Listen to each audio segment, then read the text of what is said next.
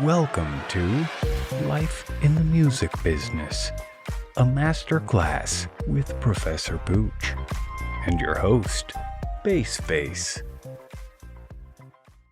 Hey, how's it going, everybody? Welcome back to Life in the Music Business with Professor Pooch. Here in Life in the Music Business, we're all about self-empowerment for the music business entrepreneurs. Pooch, how you doing tonight? I'm doing fine. God, 2 episodes in one day. Yeah, 6 hours apart between your clients and my clients. funny how it works, isn't Yeah. it? What's really interesting is I did rough math, and we have, at the shooting of this show, we already have, at this point in time, 27 to 28 hours of podcasts up from this show. Wow, I think honestly, I can be if you want me to be honest, I think we might even have more than that because I think that We have more than that done, but I'm saying up. Yeah, I think we have about. I think the average time for our podcasts are usually about 45 minutes, and we have 37 of them. So yeah, well, it could be close to 30 hours, let's say, or up, and more to come.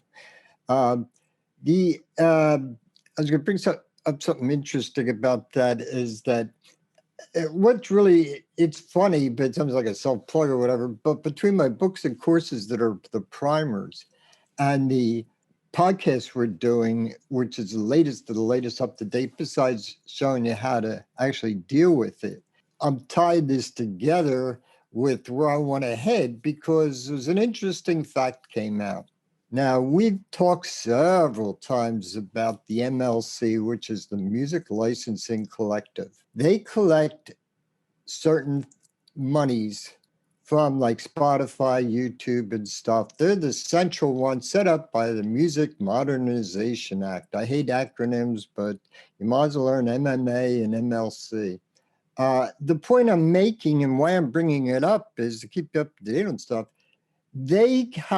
They brought in $424 million already. That does not fit with anybody. wow. Yes. And the horrible thing is the money where they can't find the people goes in what is known as the black box. And this was a big fight when they put together the MLC. The black box is where they put monies that they can't find anybody. And after around 2 years of waiting and trying to get it placed or whatever, it's split up among the top people, the ones that have the most plays and stuff. And the people that should be getting it are just not signing up. Wow. And there's the other thing that goes really important. What you got to make sure when you're distributing in any form, or even if you're just a self-publisher or just put up certain things yourself, make sure you're signed up to the MLC. And the thing is, that's the web address, themlc.com, THEMLC. Make sure you're signed up. If you're with a distributor like CD Baby or Educator or whatever, CD Baby I think works with Song Trust, so I think that's an automatic. But make sure whoever your distributor is also signing you up for the MLC. I mean, they're going to make bits of money themselves, you know. But what this again ties back to is why can't they find you? And that goes back to metadata. Since we don't have printed LPs, you know, long playing records and CDs much anymore, where it tells you the information you need to pay the correct people, you got to get in the metadata. The metadata has to be put on by a mastering engineer. It's just a program, but you don't put it on until mastering. But the important things to have on is your ISRC code. The ISRC code, you can back this up and move this forward, folks. but usisrc.com, us.isrc.com. You need to label, that's for the recording. And with your ASCAP or BMI, you get an ISWC, which is music works, okay? Because they call everything works. Songs are works, okay?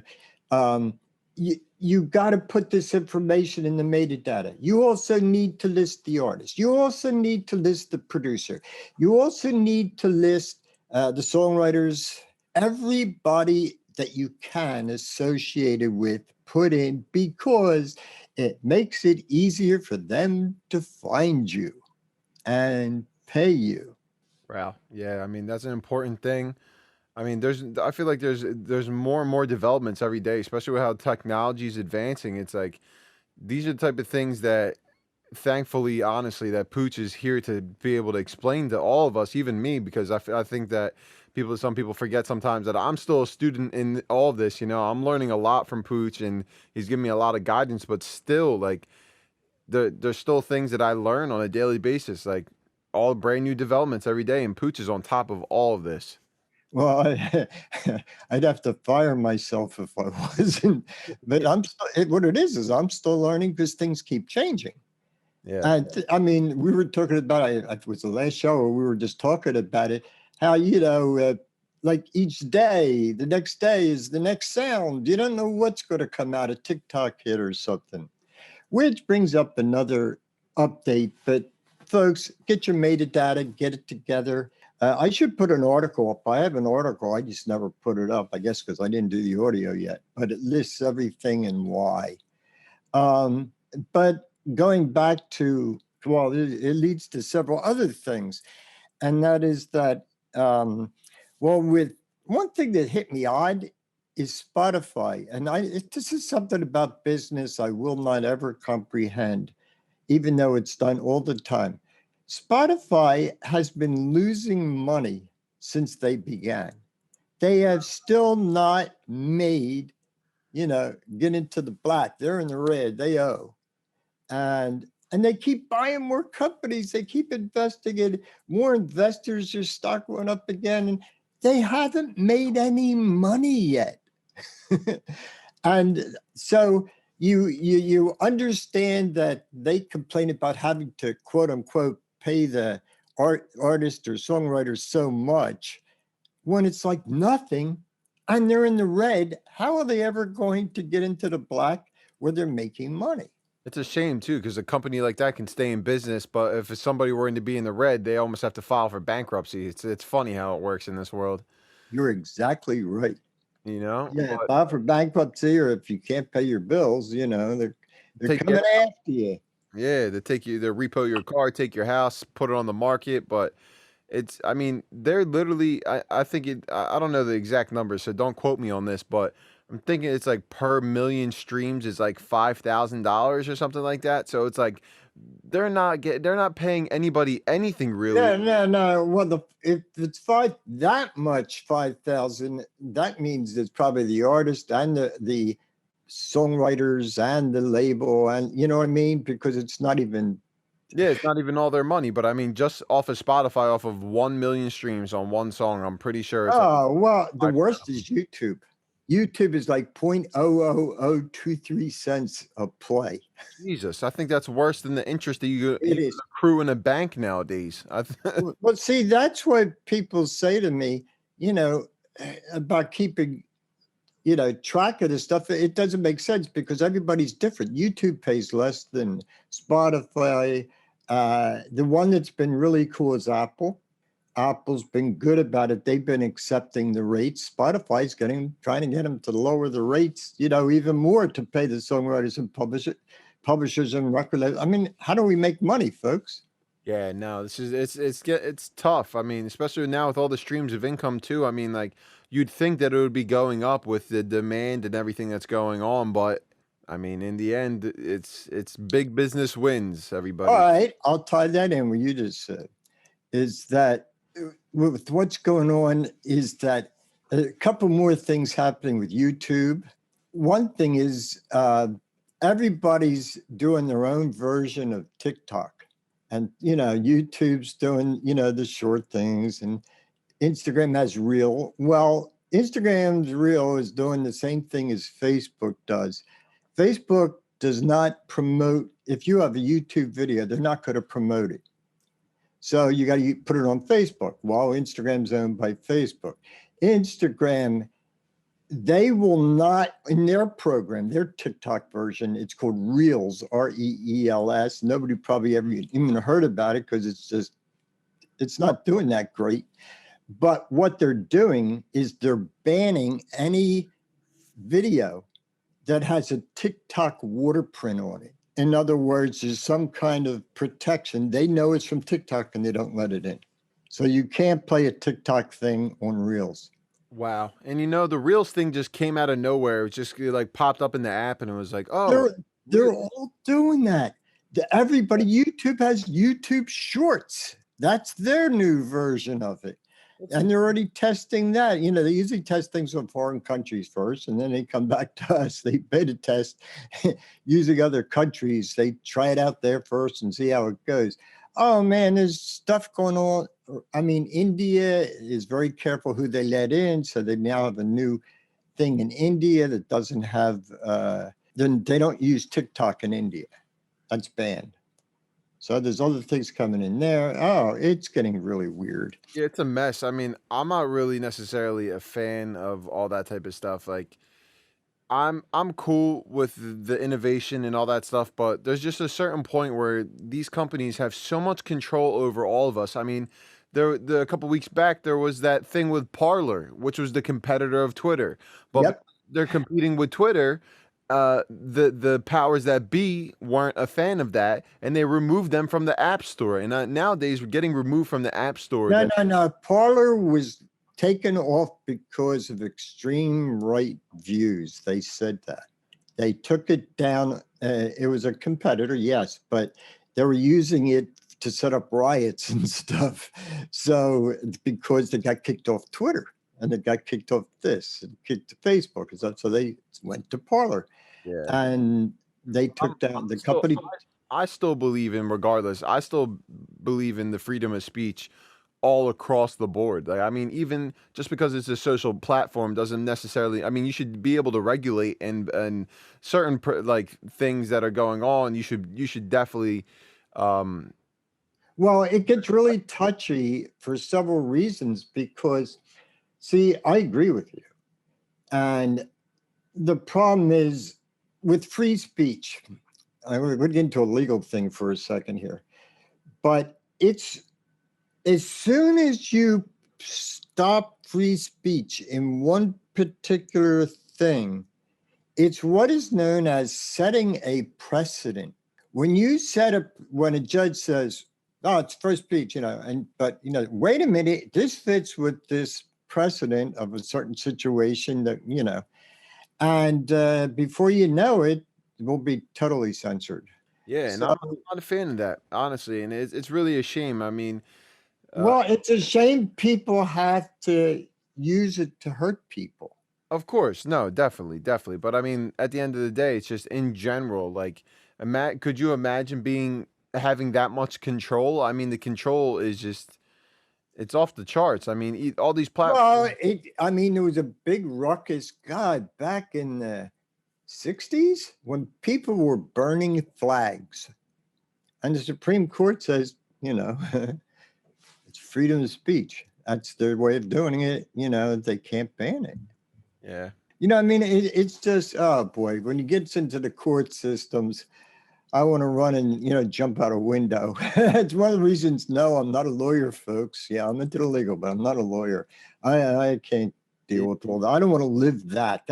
Oh my God. Fun fact for everyone, like I was originally going to school to become an attorney. After college, I was going to go and attend law school, but then for like reasons. You don't know. It didn't end up working out, but in the end, it worked out for me because, I mean, I weighed the options and I was like, become an attorney, make good money, but hate my life, or make music, which I love, and like have to work for my money a little bit harder.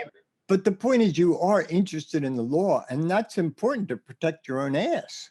Yes, it is. And that's how this you and I really were able to link up on this, because it was like I think I don't like this shit either. You know, that we have to do this, but you know, the law stuff and the contracts, but it's a way of life, and we got to deal with reality. yeah, exactly. And it's important to protect your creativity. Like the art that you make it's like a lot of people look at it and they just think, "Oh, that's just the song, or that's just the piece of artwork that I made." But like that is worth something to somebody, you know? And that's why all this is such a big deal, and that's the reason that we are able to help so many people through this podcast, is because like just because you have one piece of just because you can't value what you have doesn't mean it's not worth anything. Well, if you love it, fantastic. But it's funny. This leads even further to something I was going into with the art, the creative stuff, and like that. We in the last episode we shot. They're not put up, boys, in exact order, folks. The last episode we shot, we talked about. Uh, we started naming a couple of, if you're not well known and you want to go with the major label, they're going to take out so many creative choices that you can make. It's insane. Now, we mentioned they're going to want creative choice of picking the songs and, you know, picking who's singing lead and things like that. But there's a whole mess of other stuff that should be thought of when dealing. And one reason, if you want total creative control, folks, stay indie or it becomes so big and you have some control. I also mentioned, like, out there, like video scripts, and there's lots of creative things that a record company has hold of that you don't think about until it comes up, like a video script. What are you thinking of? What about a certain video director? The choices. I've had artists that refuse to do beer commercials. They refuse to have the songs having anything to do with beer. You know what I'm saying? So there's different kinds of creative controls, but also your artwork, your graphics. You know, do you want to? What about if they want you dressing in a way that's not your image in your mind? What about the artwork they want to put out for you? Do you like it? You know, there's easy way to solve this, by the way, depending on how much pull you have. Look, you can let them make the decisions or you make the decisions. You're going to have problems. But what about there's a right of refusal? That's a compromise, which means, I'll give you examples. The record company says, we can pick the producer. They pick a producer, but you're allowed to say no. And then they would pick another producer. It's the right of refusal of something. And maybe you want certain thing for a cover, but they, you know, well, you got to change this. You got to, you know, you compromise. But at least it's not them telling you every little thing to do, like you're a little, you know, kid, like a tot, you know. My And total control. with that, I have a question for you with that. Actually, when it comes down to that, like the right of refusal, is there like a limit of how many times you can refuse something? I mean, if they, No. Well, unless you state that. what if Now, you don't state it, then well, there's another method. What pops to my mind, if you can't make a decision, you bring in an independent third party mediator. You know, that's a kind of extreme way to use one, but well, you know, you got to give in a little bit at the beginning if you want to go straight to a major. If you want to do it the independent way, and they, believe me, if you're doing really well, they will come to you and you'll be in much more of a position of power. yeah, the one thing I can actually say is that with all the developments and everything that's going on in the industry, more and more platforms like distribution platforms are implementing new things. Like DistroKid's new service, Upstream, is a new way for artists and labels to be able to find each other. And that's through Spotify. Remember, Spotify invested in DistroKid. So it gives them money to do that kinds of stuff, you know. Yeah. Welcome to the world. Yeah, and it's like you have the option to choose whether you want a label to find you or if you want to reach out to them. But I mean, I just see further innovation towards being able to become successful in the music industry. I feel like It's all leading to the artist, much more to the artist now because they're outselling the majors. Yeah, and the platforms, all the social media platforms. I mean, like back in the day, you had to pay for marketing and advertising. Now you can just, there's no amount of posts that you don't have a limit on how many times you could post on Instagram, Facebook, Twitter, all this, unless you're completely posting like you have a bot that's doing it. That's how you get blocked. But otherwise, there's no limit. That's the post. imagine this came out in the 80s that somebody came out with a service saying, "Oh, you can advertise as much as you want." I mean, people would go nuts. But nowadays, that because we have it at our fingertips, we forget how powerful it is. And it's just, yeah, but at the same point, Facebook holds you back if you're not buying ads and things like that. oh, of course. I mean, the Instagram, for instance, 1% of my, or I think it's like 1 or 10% of my audience sees my posts nowadays, and it's not even my fault. Even if I'm active, it's like the only way to really do it is to beat the algorithm and post 3-4 times a day to be able to get out there, you know? And get the right thing that they will let out there. Because I started putting up, and this is important for everybody to know, we're putting up everything, all the videos on Facebook Facebook just put in Pooch Cast. And what's happening is when I start putting the videos in, they want me and they keep pushing me to boost them, pay for ads.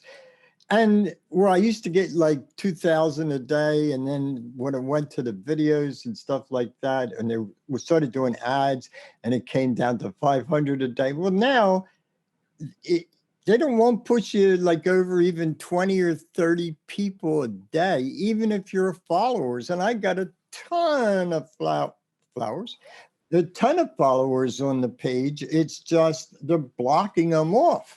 And I've had to put this stuff up on Facebook, put our Poochcast up on Facebook, because they won't push it to YouTube because it's a competitor. They say it's not compatible.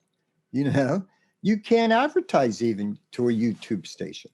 This is where it's getting pushed too far and stuff like that.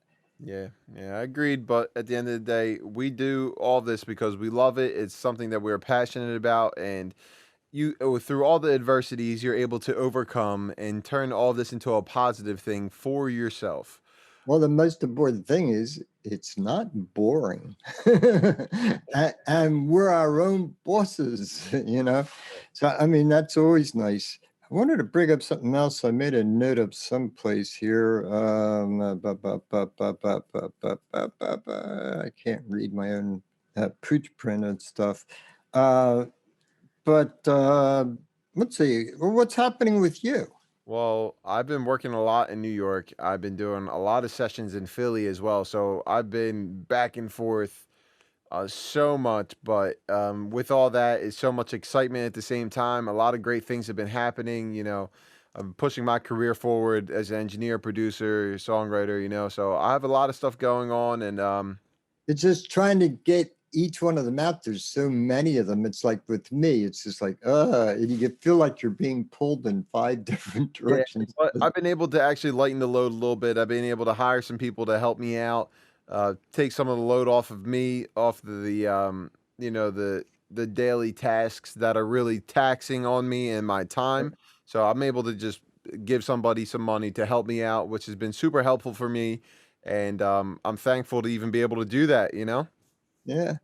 And by the way, what I was thinking about is, like once in a while we stick in these meanwhile kind of things while you're on the way to wherever you want to go.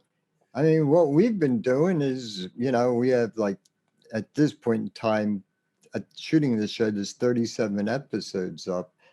And these are things that artists can do. They can have podcasts. Now, you got to be real careful with it because some of the places are knocking them out if you're doing your own music on it. Oh God, they covered up Metallica. They covered up, what was that on? Oh God, there's so many damn platforms right now. Chiller, not Chiller, Thriller, Twiller, or whatever it is. Triller. Huh? Triller. Triller. That's it. Because I was going to say Twitch or Triller. You know, it's yeah. I don't need that stuff. So many. But yeah, it's getting really crazy.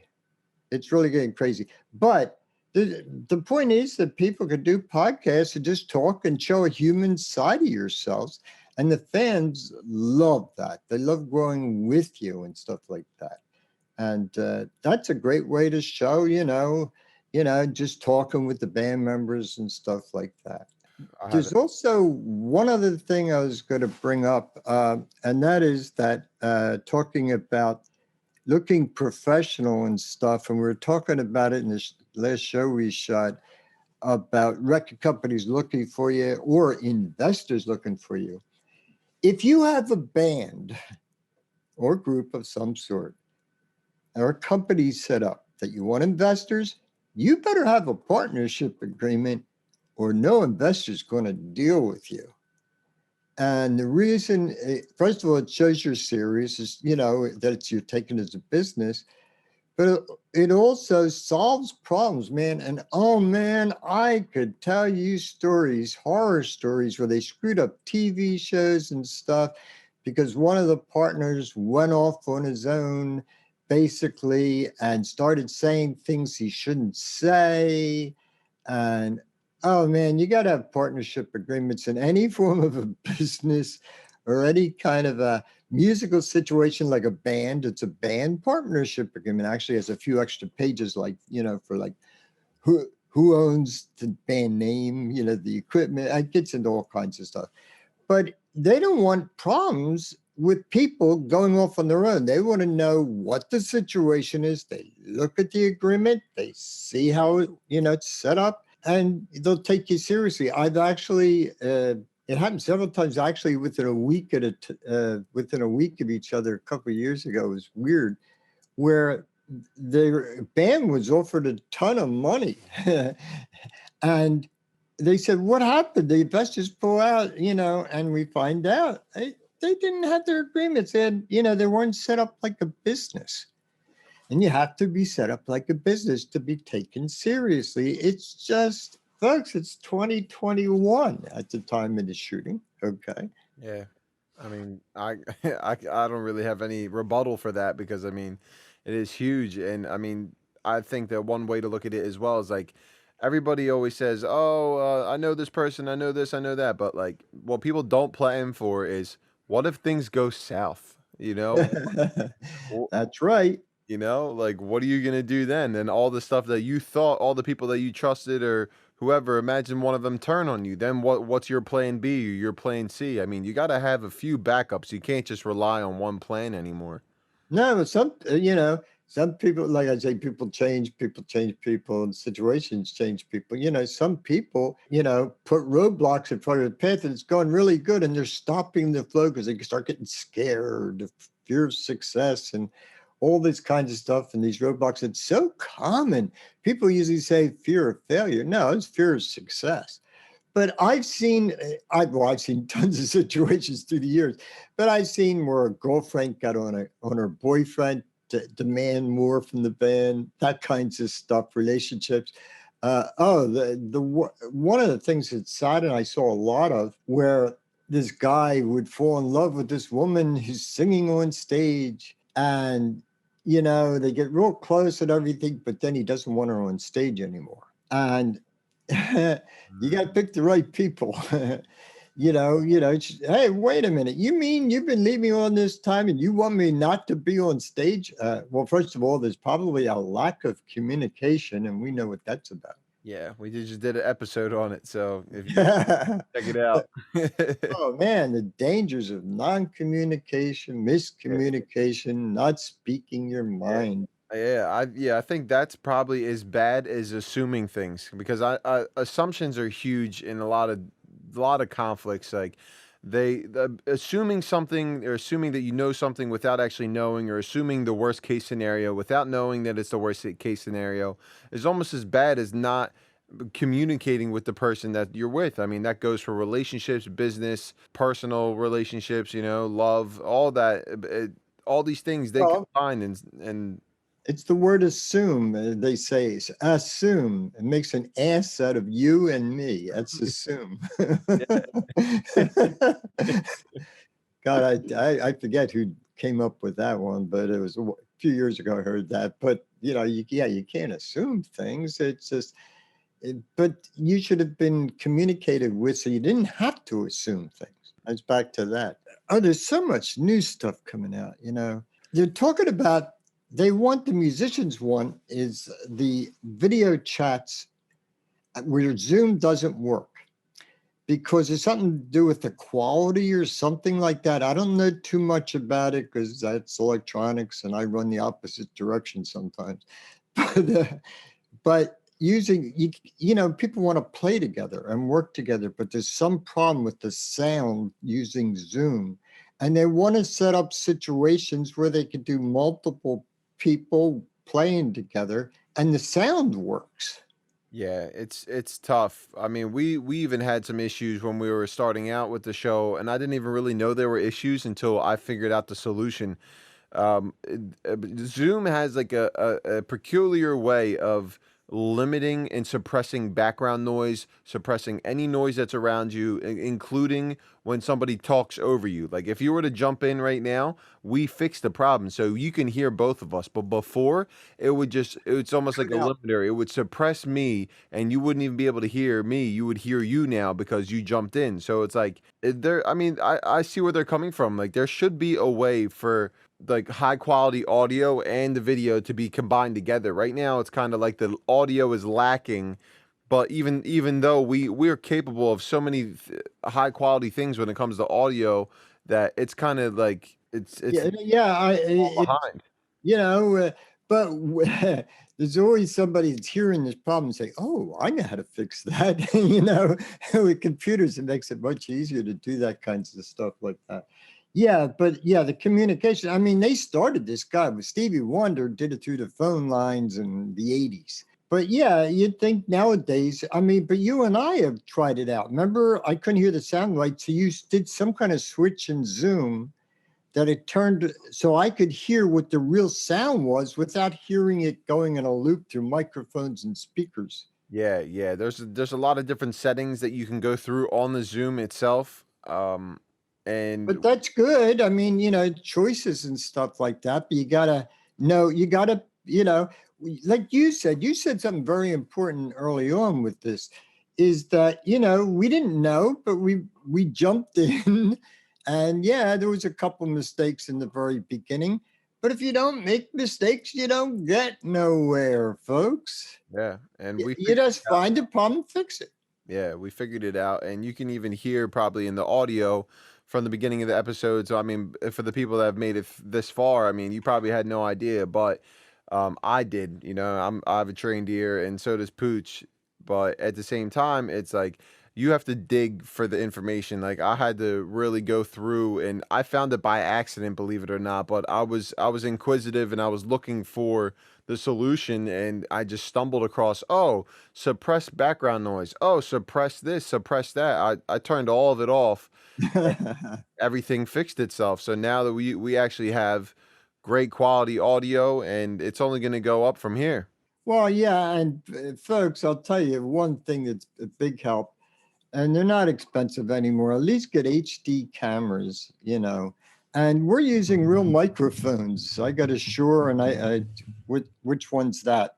This is a MXL 990, which is a really inexpensive microphone, but it's a condenser microphone. Sounds great, and you can use it and bring it around anywhere with you. I mean, they're really inexpensive. I think they're probably $120, something like that. But I have no idea anymore. I mean, this is one of the first Shure. I wanted a mic that would plug right into my computer and not having to go through 30 different things with time delays and all that stuff.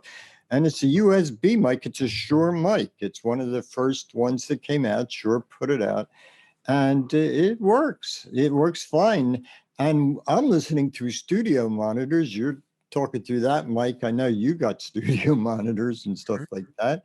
course. And that's why we got to be careful with sound looping and stuff.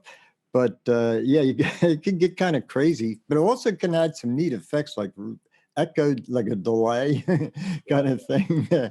But oh man, it drives me crazy. It's happened several times where I was talking to people through video. And since I can't see them in person, I love video. Where there's an echo and they have to put headphones on or something. They have some kind of echo. But my point to you, if you're going to do real podcast, get a half decent camera. Don't just use the one in your laptop. Get a half decent. They're cheap nowadays, and Yeah. you can get microphones inexpensive that are still good microphones. It's definitely going to be better than your laptop. That's for sure. Yeah, of course, of course. And I think the reason that some people have issues with the echoes and stuff is like for me, for instance, I have my microphone muted, right? So I can check the levels and stuff like that, but because I have it muted on the input, I'm still able to record and everything, but it won't play back from the speakers. Like there's no reason for me to hear my voice come back to be recorded through the microphone, then come back out of the speakers to my ears. Oh, right, You know, right. so You when can hear yourself. otherwise, I would hear you. We would have feedback loop. I would get a huge feedback loop, but because I'm not doing that, then I'm having it muted solves that issue for me. Well, what's happening here is you're coming out my studio monitors and going back into the microphone, but I make sure it's at a level where we don't have problems.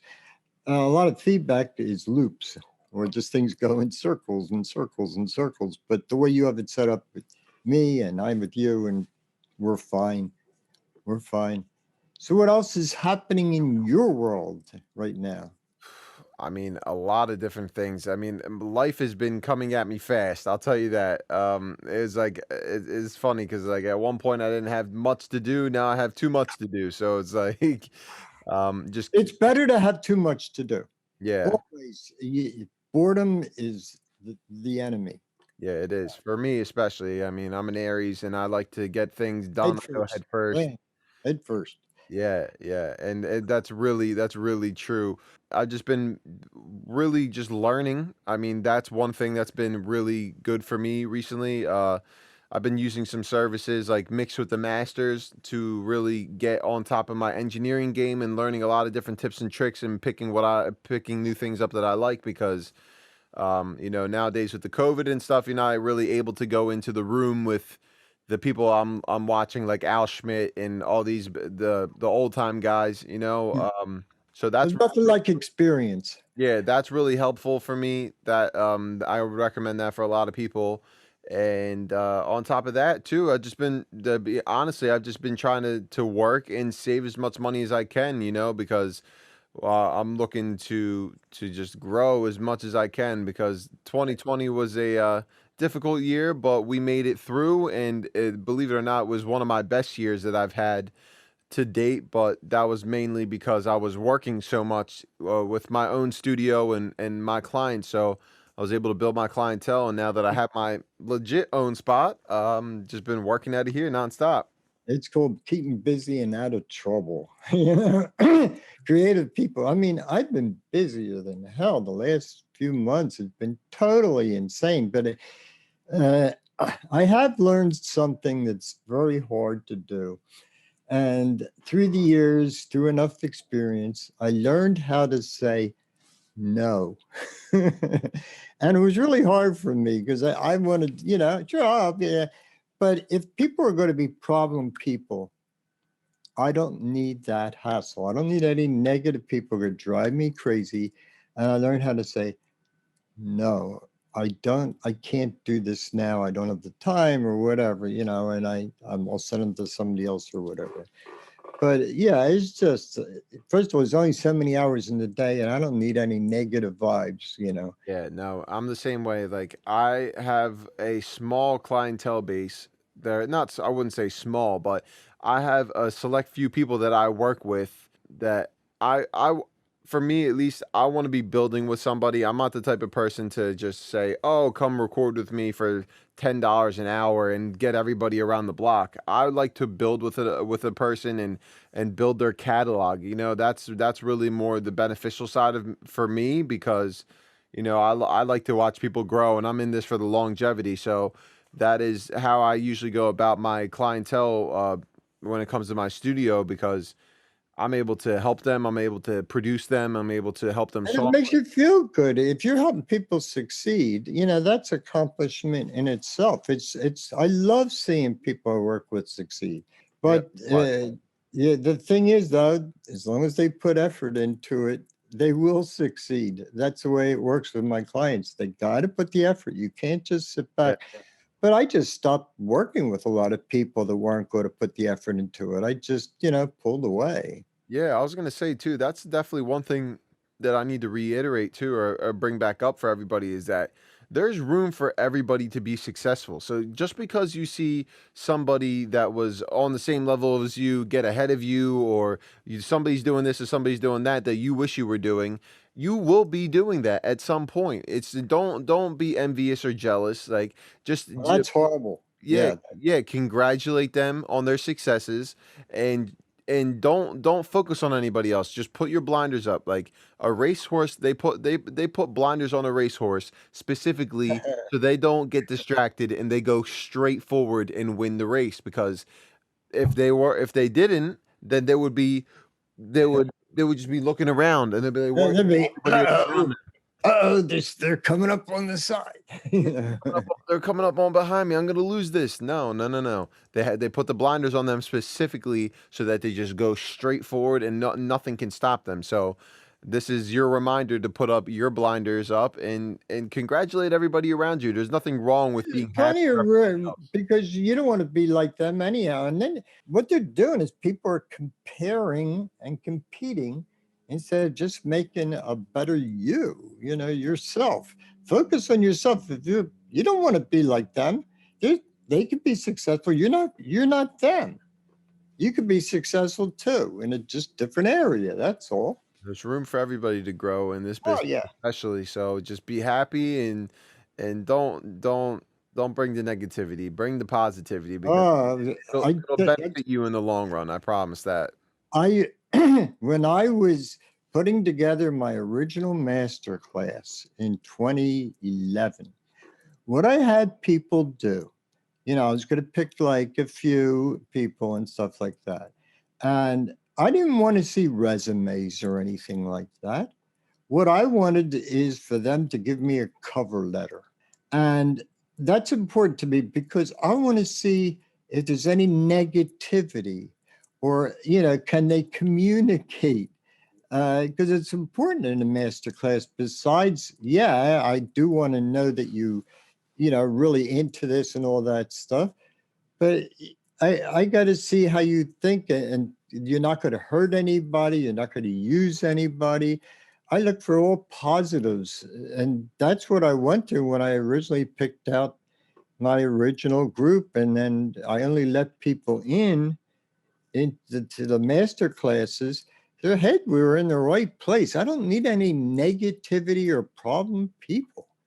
Yeah, and it's sometimes it's hard to get away from when Yep. trying to get through the industry and trying to figure your way out. I mean, you're dealing with so many personalities and so many different amounts of people that it's Yeah. sometimes tough to avoid. But But you, deal with them, you know, it doesn't mean you have to socialize with them. yeah, yeah, exactly. You just have to be self-aware and understand that what you want and what you don't want. And for me, especially, I don't want to deal with negative people, not because I don't like the people or any of that type of stuff. It's just that in the long run, the only thing it's going to do is attract that to me, and I don't have You don't space. want those negative vibes. Yeah, negative vibes attract negative vibes. You know, that's everything's energy, folks. And you want people with pluses who have, you know, they're not envious, they're not jealous, they're not thinking of something else. They're trying to be cool people and just being, well, actually being cool people and stuff like that.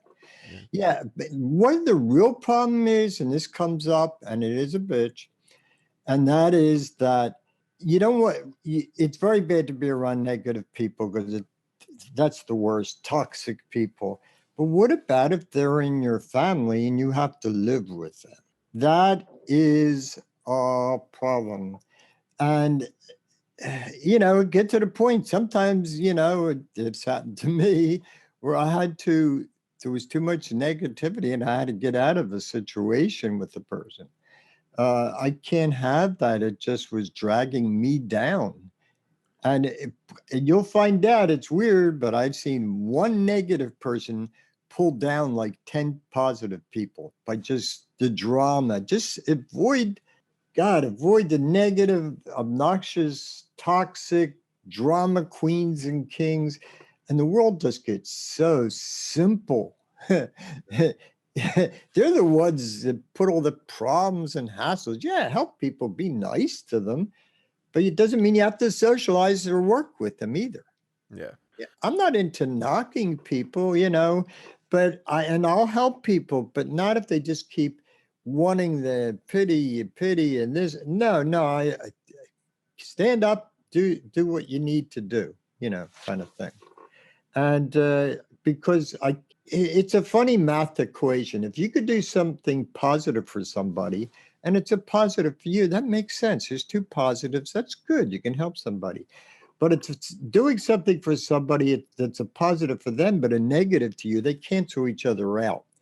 So if you're doing positive for them, then you're doing negative to you. That's not right. It should be, shouldn't have to think about that kind of stuff. Okay, I know we're past time limit at this point, as usual. Ding, ding, ding. All right, yeah, just remember to go to Poochcast, Poochcast, it's one word, on Facebook, and you'll see I'm posting them one a day up on Facebook of our episodes. I think I'm up to 20 at this time or something, but we have 37 up, and I'll catch up sometime on Facebook, but it's work. But and people, please, follow and go into that thing on Facebook. Make sure we're a priority follow so you can see, because we're posting stuff there all the time. And right there on Facebook, it's real simple. If you're Facebook people, we also have the Instagram Life in the Music Business page also. I just want to thank everybody for listening and staying tuned and staying up to date with all the stuff that we're doing, our podcast and our YouTube and all our socials. So just like, share, subscribe. The more you like us and all of our content and everything, the more people can see us. So interact with our stuff. Even if you just have one word comment, that's fine. Just interact with us, because then the more you interact with us, the more the people will be able the more people will be able to get to see our pages. So that's all. I'll just add one last thing, and that is that, folks, go to ProfessorPooch.com. There's where you can find the homepage for the podcast, plus a lot of other stuff, a lot of free library stuff. Just look around, So everybody, stay tuned for the next episode, or shall I say, tune in for the next episode. Bye-bye, everybody. Thanks for watching. Tune in for the next episode.